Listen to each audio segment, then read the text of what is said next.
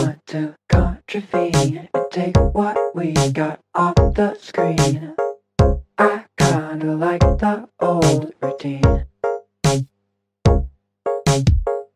Let's stick to ones and O's. I hate to break binary code.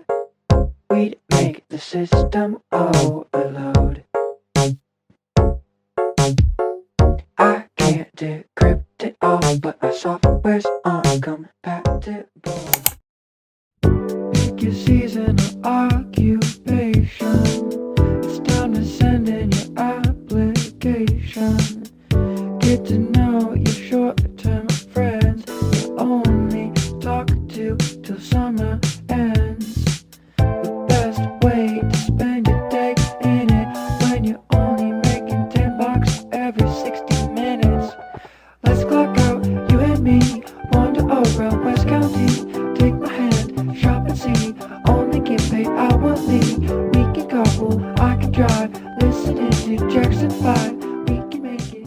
Hello everyone and welcome to a new video. As you can see, our house is quite festive looking, and that's just because it's already November and it's actually quite late for us to have these Christmas decorations because Christmas in the Philippines starts at like, I don't know, October, September. Anyway, welcome to a new video. As you saw, I was actually reading The Remains of the Day by Kazuo Ishiguro. So this is my first Kazuo Ishiguro book, and it's been one that I've been super interested in reading, and it's basically about this butler of a great gentleman's house. He embarks on this journey for a few days to just go around and look at the sights and just expand his horizons, because obviously he's just been inside the house serving the household. Obviously he has been quite loyal to the family or families that he has served, obviously because he's quite old and he's served quite a lot of gentlemen, I think, and one of them is Lord Darlington. But now Lord Darlington isn't his master anymore, and so his master is now an American gentleman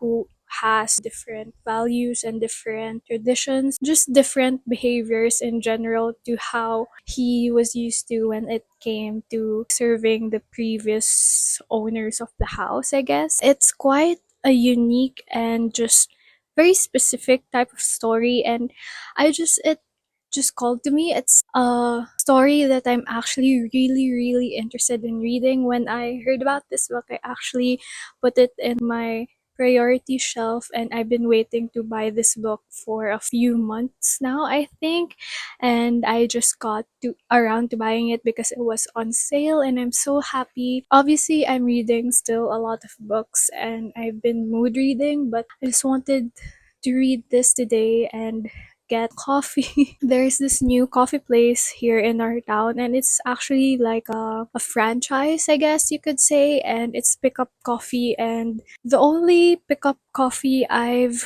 ordered from was in UPTC, which is in Quezon City in Metro Manila. I just saw that there was a Pickup Coffee in Grab. So Grab is like an Uber, it's like an Uber. So there's Grab Food. So it's kind of like an Uber Eats if you have Uber, or if you're more familiar with that service. But it's kind of like that. And I saw that there was a Pickup Coffee there, but it wasn't open yet. And I was like, wait a minute, where is this Pickup Coffee? I kind of want some because it's decent coffee and it's cheap. So obviously I would like that. And so yesterday we actually got some from the store itself. Me and my mom actually asked a girl who we saw had like this cup of Pickup Coffee, and we were like, where is this Pickup Coffee? Please tell us.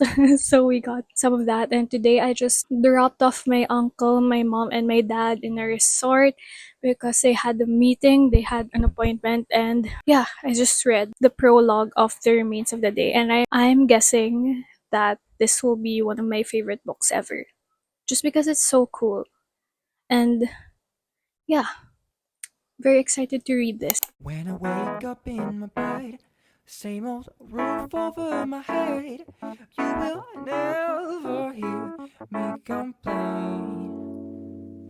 'Cause it's just a second long walk to my favorite place on the block where I Hello everyone. So I've reached page 44 of the book and I'm already on the beginning of day 2 morning, and I think the reason why I like books like this so much is because it gives you a chance to be introspective and just to live and understand the life of someone who is very different and yet similar to you, if you get what I mean. So, for example, this is a butler. So, a butler is to me some kind of a mystery, and they have all of these rules. Like, I watched Michelle Carey's video when she went to butler school, and it was just so mysterious and so cool and just so dignified, and it's just someone who is very, very different from who I am and live by different values that they really strictly follow. And so I think seeing the main character here be thinking critically about his life and about what it means to be a butler and what it means specifically to become a great butler is so interesting to me. And it's just, I feel like to other people, this would be very boring if you really don't care about butlers, or like you're not someone who enjoys stories like these. But to me, it's really very interesting, and it's kind of like you're having this conversation with someone, like a stranger that you met, and you learn about their life and about their thoughts. So this particular paragraph I really liked. So it says that there will always be, I realize, those who would claim that any attempt to analyze greatness, as I have been doing, is quite futile. You know when somebody's got it, and you know when somebody hasn't, Mr. Graham's argument would always be. Beyond that, there's nothing much you can say.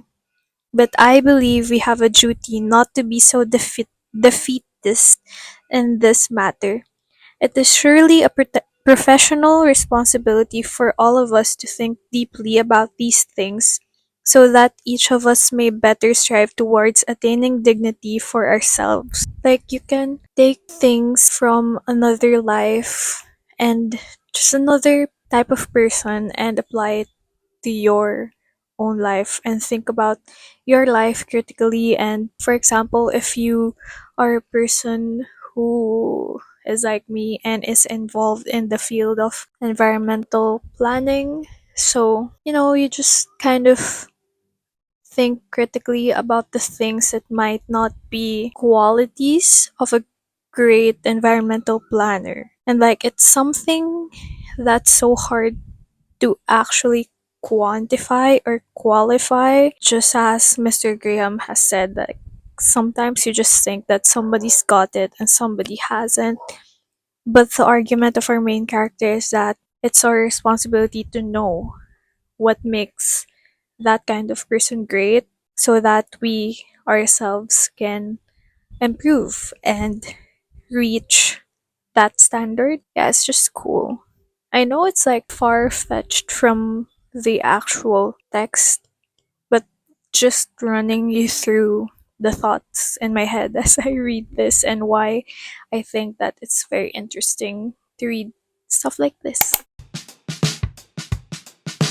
Your name might be Heracles, but no gods can keep me down on my knees. I could say no bells will be wrong when you speak to me in ancient tongues. You could school me like Socrates and show me your philosophies, or just count on Aphrodite, presumably. You can ramble on and on about the Parthenon. You can rule me like Pericles, cause I'm not the one Athens needs. You could fool me easily with some Peloponnesian love story, cause baby, it's all Greek to me. Hello everyone, so I have finished The Remains of the Day by Kazuo Ishiguro, and it has become one of my favorite books of all time. So essentially, it's about this English butler who serves this American gentleman, and he was given the chance to go to the English countryside and explore and just meet with his former coworker.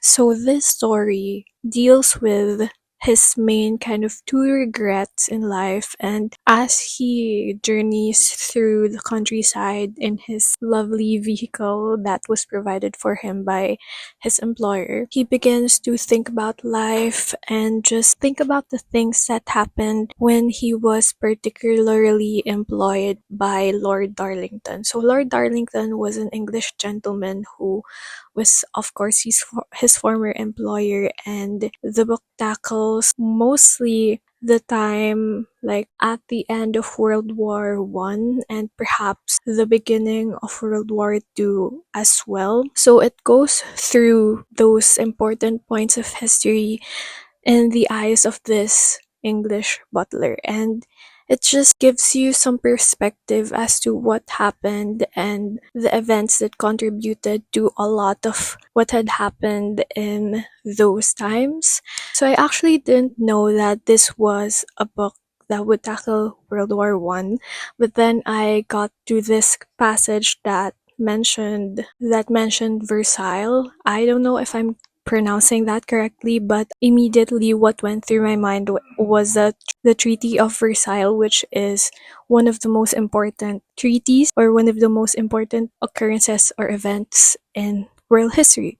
So I was like, is this what I think it is? Is it connected to that? And then I dug deeper and I realized that it was. And yeah, so it mainly deals as well with how he processed what had happened concerning his employer, because his employer, the main thing about him, Lord Darlington, is that he is a gentleman, he has power, he has influence, and he was influenced by a lot of bad people, and he became a Nazi puppet, kind of like that. And so it tries to show what has been going on through our protagonist's eyes, why he still served that employer, why he still believed in him, and why he was still loyal to him. And so it just follows him through all of these musings and all of his perspectives on the matter. And it also follows how much he values his profession, and he looks at his profession as something of great value when it comes to world affairs as well, because as he said in the book, to serve an employer or a gentleman who was involved in these affairs was kind of a very important position to be in, because you're in like the wheel that turns the world affairs forward. And he says that all of the happenings that are seen by the public are already products of what has happened behind closed doors in these gentlemen's houses. They are the ones who are turning the wheels of our world and our international affairs, all of that. And so the simple thing, as simple as a thing of a fork that is very much polished, can affect world affairs, and just shows you how you can see your value in the world. Obviously, it also tackles a lot of bad things and the negative aspects of being a butler and his life in general, obviously. And it also tackles one of his other regrets, which was concerning his coworker. So this was a very heartbreaking story. I didn't realize that I would cry at the end, but here we are. And this is just so good.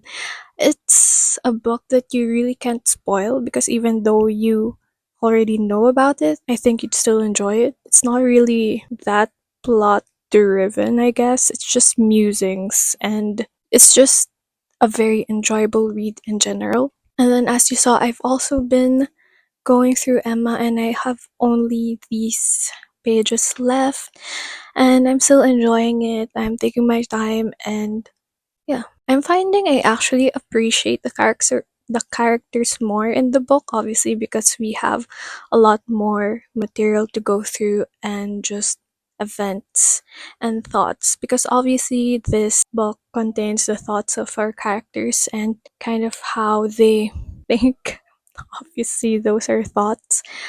But yeah, it gives us more. Much more than the movie does. The movie is entertaining. I love it. I still love the movie, but we know more about the characters in the book. Still enjoying Emma very much, and I'll probably finish it this week, maybe. So yeah, that's all for today. Thank you guys for watching, and I will see you in the next one. Bye!